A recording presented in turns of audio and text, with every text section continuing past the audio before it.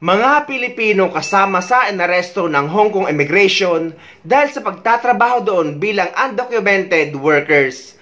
Yung iba ay mga dating documented OFW ngunit paso na ang kanilang visa at overstay na sila.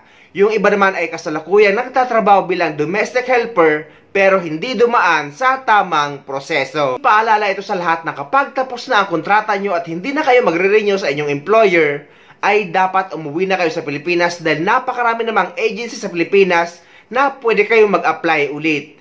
Hindi sa ganito o hindi ganito na hihintay nyo pang maging undocumented OFW kayo dahil darating at darating panahon na aarestuin or maaaresto kayo. Pinaalala naman ng DMW o ng Department of Migrant Workers na pwede naman sana kapag mag-change employer kayo sa ibang bansa or maghahanap kayo ng ibang employer. Pero kapag may bago na kayong employer ay dapat magpa-register kayo sa opisina nila sa pamamagitan ng Migrant Workers Office or ng dating Polo Office. Meaning ay kailangan nyong pa-verify ng kontrata sa Polo Office kung saan bansa kayo nagtatrabaho kung nag-change employer kayo. Pero hindi yata inaalaw sa Hong Kong ang ganitong proseso. Kaya kung ano ang batas na pinapatupad nila ay yung dapat ang susundin nyo.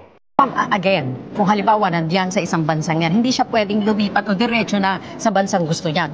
Babalik pa ba siya ng Pilipinas? Ang gusto natin sana, kasi di mo, ang dami yung pumupunta sa atin. Sinasabi, gusto namin ng Pilipinas dahil ang mga workers po may talento at may ugaling bagay sa pag-abroad.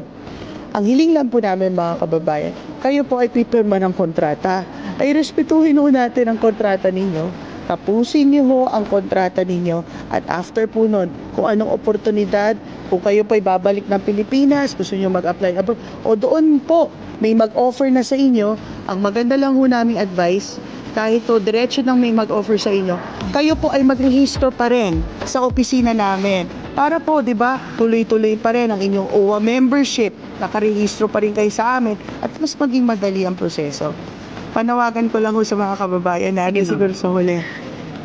Every time po nag-a-announce tayo ng magandang oportunidad, nandyan din yung mga illegal recruiter, sinasakyan yung sinasabi natin. Naghihirap po ang mga opisyales DFA, DMW to negotiate para po hindi kayo mahirapan sa inyong pag-apply.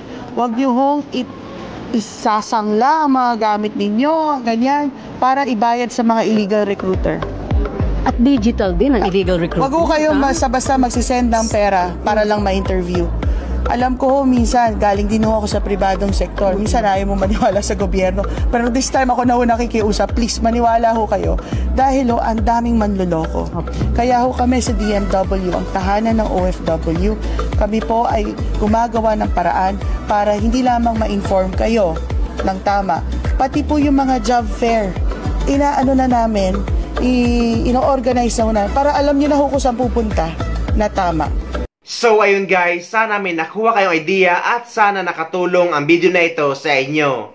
At sa mga hindi pa dyan nakasubscribe sa channel ko, please don't forget to subscribe my YouTube channel and please click the notification bell para lagi kayo updated sa mga upcoming videos na gagawin ko tungkol sa ating mga OFW. Mula dito sa Dubai, maraming salamat. See you next time.